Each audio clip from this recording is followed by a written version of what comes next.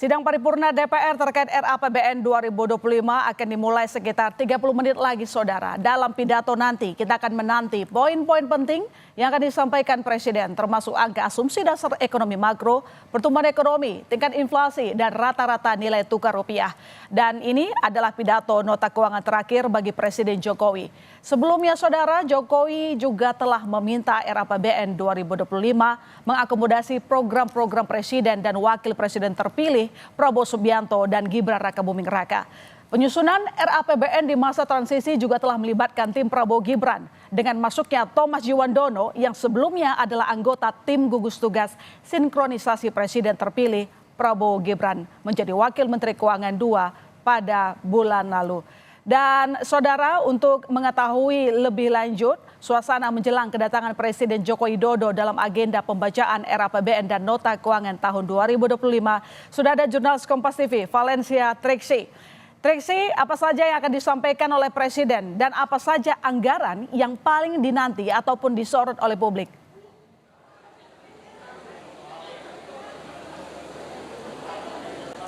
Ya, Mas Sister dan juga saudara, tentu yang nanti akan dilihat adalah bagaimana arah kebijakan dari keuangan negara yang nantinya kita tahu bersama-sama akan dilanjutkan atau nanti ini akan dijalankan oleh kepemimpinan berikutnya, yakni Presiden dan Wakil Presiden terpilih Prabowo Subianto dan juga Gibran Rakabuming Raka.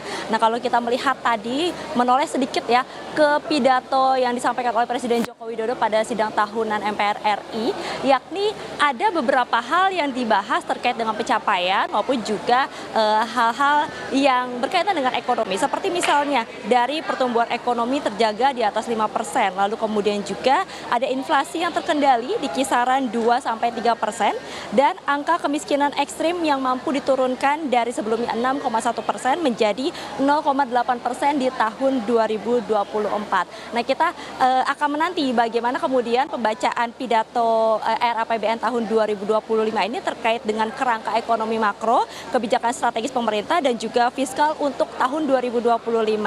Berkaca dari tahun-tahun sebelumnya ataupun juga dari tahun RAPBN 2024, ada beberapa hal yang kemudian ini menjadi sorotan ataupun juga pembahasan. Seperti misalnya pertumbuhan ekonomi tentu. Kalau dari kerangka indikator ekonomi makro ini berada di 5-5,5%. Lalu kemudian juga tentu inflasi yang akan menjadi sorotan. Apakah ini masih bisa terkendali atau tidak? Nah, ini kita akan lihat nanti ke depannya. Tapi dalam kerangka indikator ekonomi makro, inflasi ini berada di angka 1,5 sampai 3,5%. Nah, saya tarik sedikit My Sister dan juga saudara terkait dengan keberlanjutan ataupun juga nantinya anggaran ini akan di bawah kepemimpinan Prabowo Subianto dan juga Gibran Rakabuming Raka. Kita melihat bagaimana dalam kepemimpinan tersebut ada program-program khusus yang kemudian ini nanti akan dijalankan, yakni seperti makan bergizi gratis yang kita tahu ini anggarannya juga sudah dikeluarkan seperti di angka 71 triliun rupiah, lalu kemudian juga ada food estate dan juga bioenergi. Nah, yang juga menjadi tantangan di tahun berikutnya adalah bagaimana terkait dengan kenaikan gaji aparatur sipil negara dan juga adalah kenaikan PPN 12%. Nah, inilah yang juga akan menjadi tantangan nanti ke depannya, Mas Sister dan juga saudara, termasuk juga terkait dengan pembiayaan IKN. Karena tentu ini masih akan berlangsung, maka dari itu kita juga akan menantikan apa yang kemudian nanti dibahas dalam pidato Presiden Joko Widodo dalam pidato RAPBN pada pukul 13.30 nanti akan dimulai agendanya.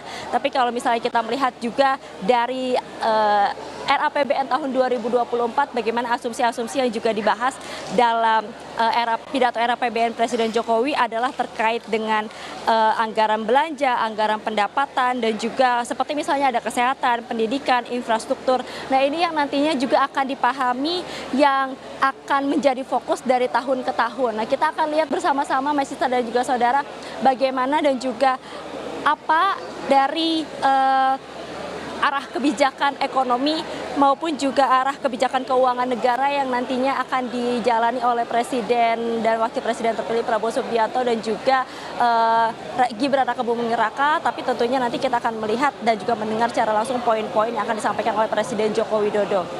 my sister. Ya, sama-sama kita nantikan nanti sejumlah catatan ataupun ekonomi yang akan disampaikan oleh Presiden Joko Widodo, termasuk juga angka makroekonomi yang saat ini Indonesia tidak sedang baik-baik saja juga, saudara, karena banyak faktor eksternal yang bisa mengganggu stabilitas ekonomi. Terima kasih Triksi atas laporan Anda.